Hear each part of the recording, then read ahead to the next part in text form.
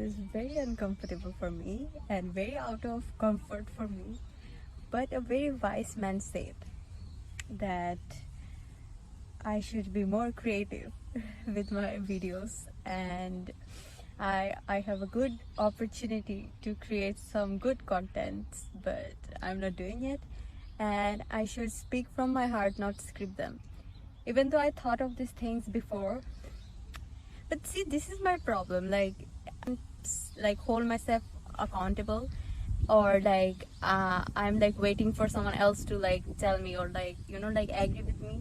So I'm here literally in a park wearing this Joker type of clothes.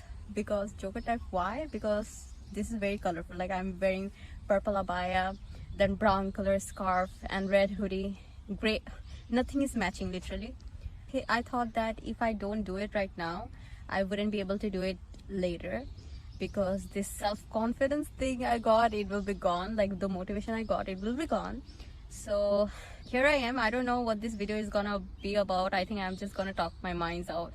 And this is not as hard as I thought. Like nobody actually is here. There are like very few people. They are doing their stuff, so I'm doing my stuff. But coming here at this point, like putting all the stuff in my bag and like walking here was one of the, I felt like it was like taking hours, and it was like terrifying for some reason. I don't know why.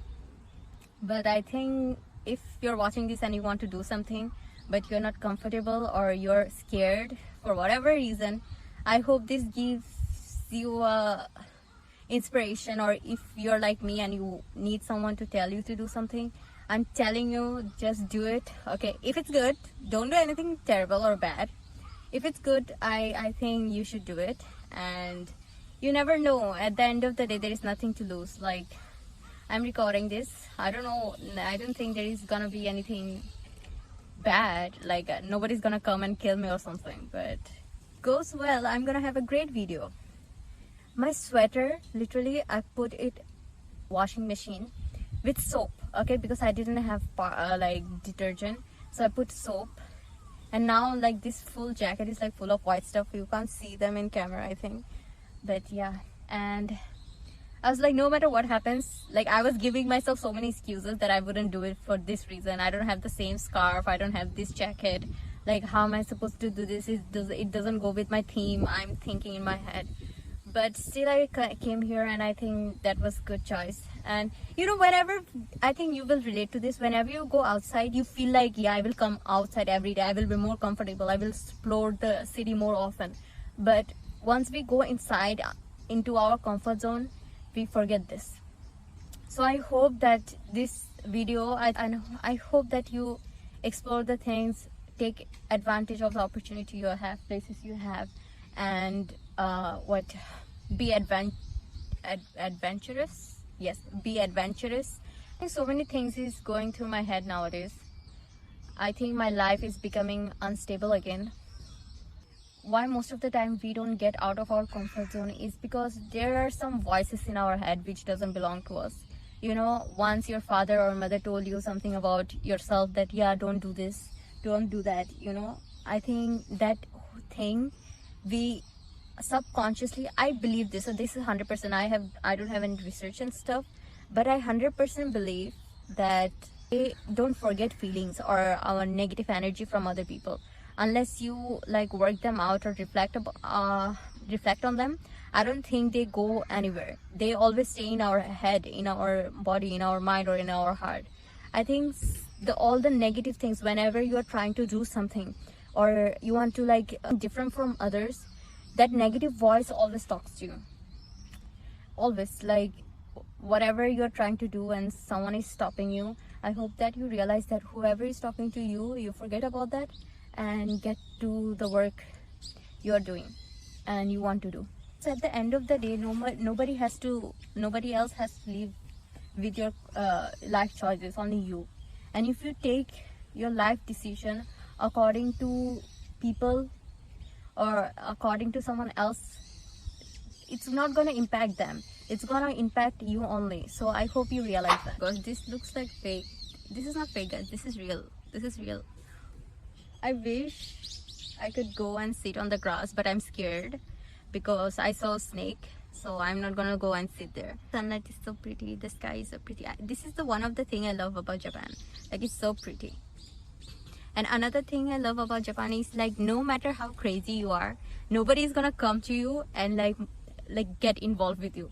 No matter what. This is positive thing and negative thing, because remember once I was like riding a bicycle, okay, from my work to home, and like, you know, I wear abaya, so my abaya got stuck to the cycle, the tires thingy, and I was literally waiting for like 10 minutes and I couldn't reach it, okay, because it was like back behind me and stuff. So I couldn't like turn around, because if I turn, my abaya would be teared and stuff.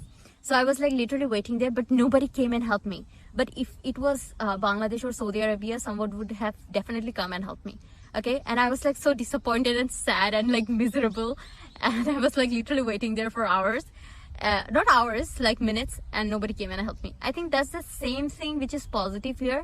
Like, I'm sitting here, nobody's coming here to talk to me, you know. Even if they have problem, they wouldn't directly come to me and say something. They will probably involve authorities, you know, but that's very rare. At least I didn't have any experience. So it's like people are not gonna come. But like, imagine if it was some other country, they will literally gather, or like they would ask some random question or like say something. So yeah, I think that's one of the thing positive about Japan. I think Japan is not Islamophobic at all, you know. Like, normally I don't have any experience with the other country, but even Bangladesh, even though it's a Muslim country, most of the people are very, not judgmental, but the same thing, they will get in your business. They will ask you why you're wearing niqab, why you're not wearing niqab, why you're wearing mask, or why you're wearing colorful hijab or abaya and whatever things. I don't think I ever faced Islamophobic remarks, you know, from anyone, but I see lots of the Islamophobic propaganda around the media and stuff. But personally, I never felt. But there is a problem in Japan that if you speak English, they might take offense in it. Like, if you are in Japan, you must learn the language, otherwise they will be offended by you. What happened, I went to a city hall. It's called city hall. So basically you go there to get resources or information or job or any language assistance and stuff. So I went there for a job, okay. And before that, I already worked in a company. So I went there and I was like, look, I'm not looking for any good job. I just want a normal job, any wages and stuff, because as I know, I'm not expecting some official business job and stuff, because as I know, I don't know Japanese and stuff, especially writing and reading. And that lady was so rude. And like, first time I felt this racist feeling, you know.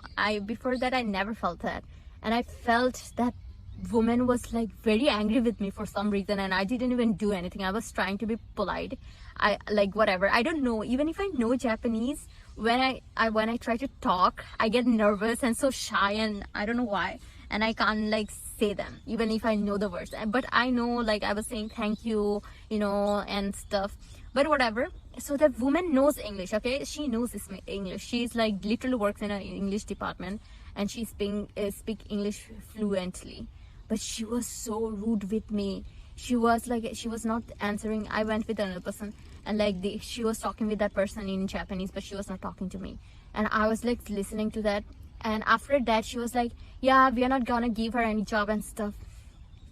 And like, she was asking me, like, she was literally, I was like, I understand Japanese, but I don't know how to speak. I know how to write katakana and hiragana and stuff, you know. I was telling her that too. But she was like not talking to me, you know, at all. She was like speaking that to that another person in Japanese. And then that person was telling in Japanese, look, I'm not gonna give her job even though I have so many jobs, because she doesn't know Japanese.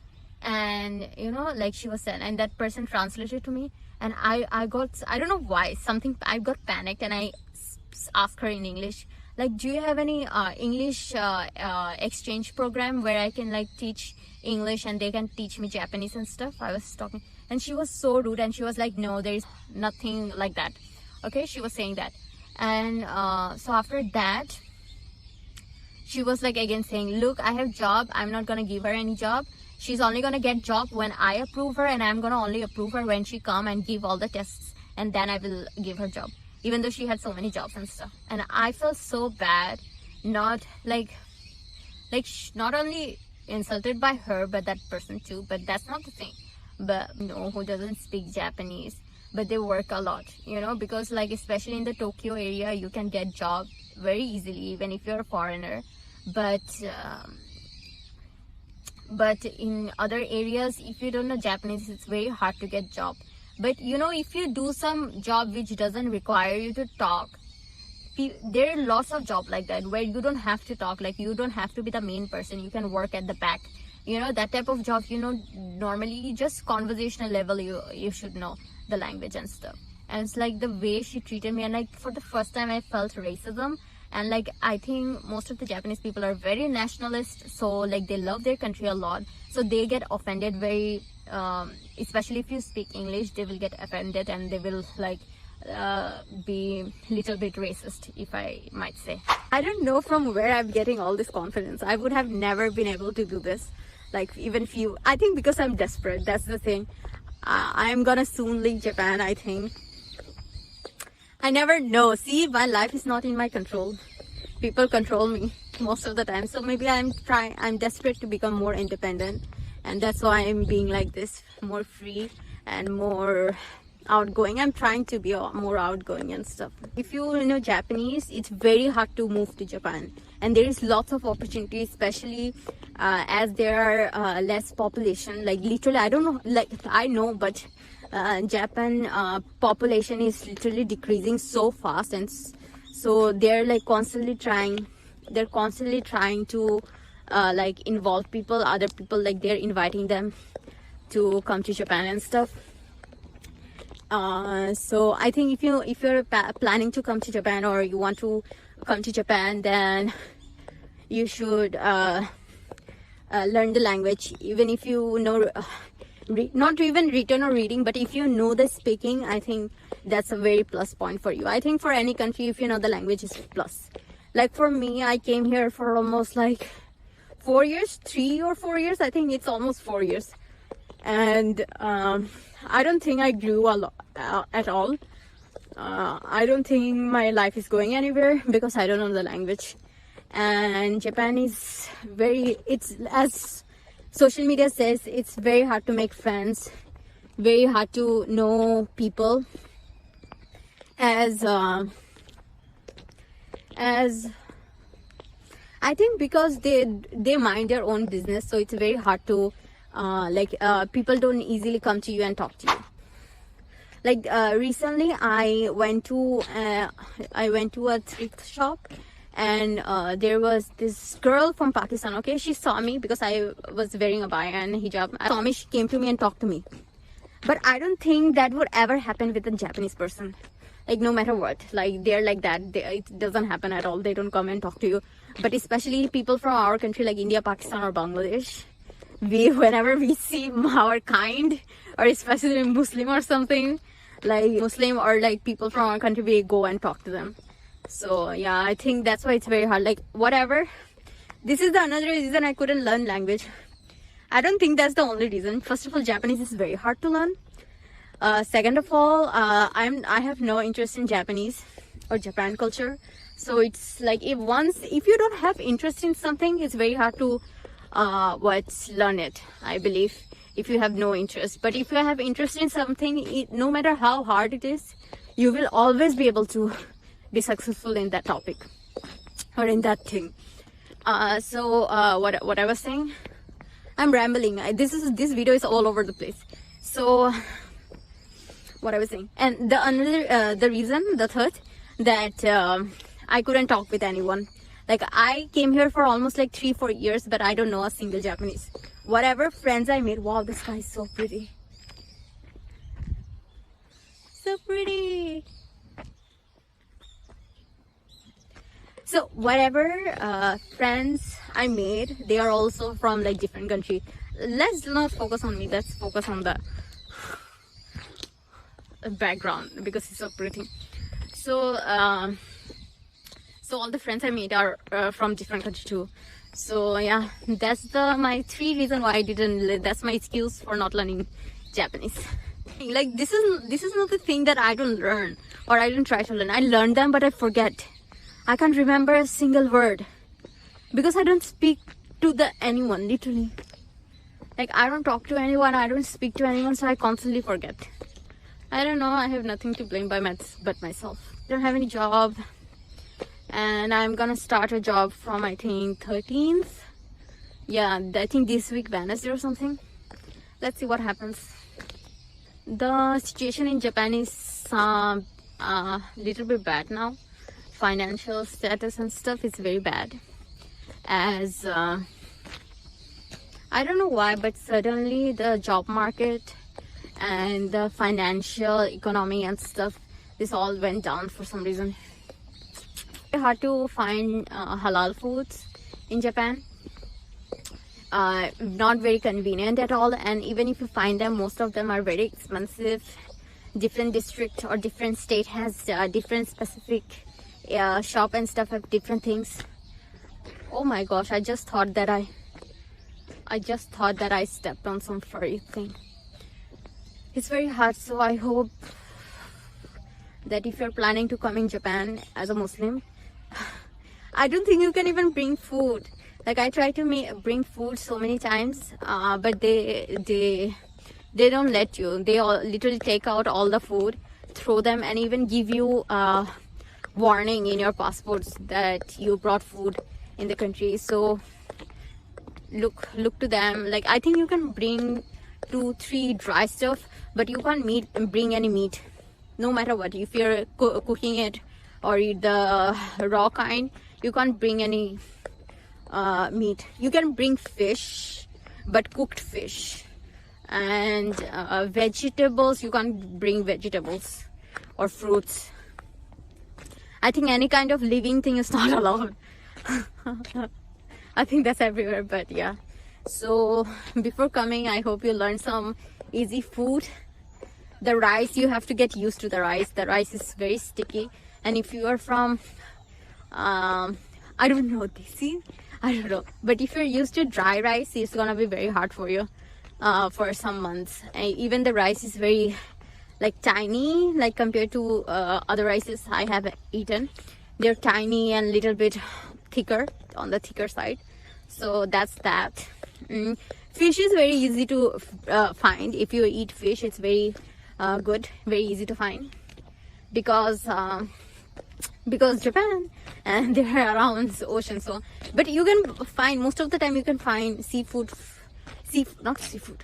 ocean fish, you know, like not like our kind, like river and lake, not that type of fish, but ocean fish, sea fish, whatever, that kind of fish. And vegetables and fruits are very expensive, but if you look, there are some shop, I don't know the name, let me know if you want to know. There are some shops which you can find cheap food, especially if you go at end of the day or in the morning, you can find cheap food. Yeah, I think I'm gonna head inside now because it's literally getting dark and it's cold, and I have to go and cook, and I have tutoring.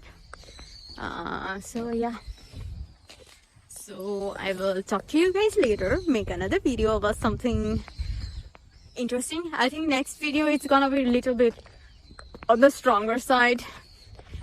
See, I think I want to have hard conversation. I want to have conversation which makes everyone uncomfortable, because as a society, if we don't do that, we are not gonna grow. What do you think? I don't think we are gonna grow as a society if we don't talk or like have this uncomfortable conversation. So I stay tuned for the next video and subscribe. This is weird. Subscribe, comment. See you in the next video. Bye.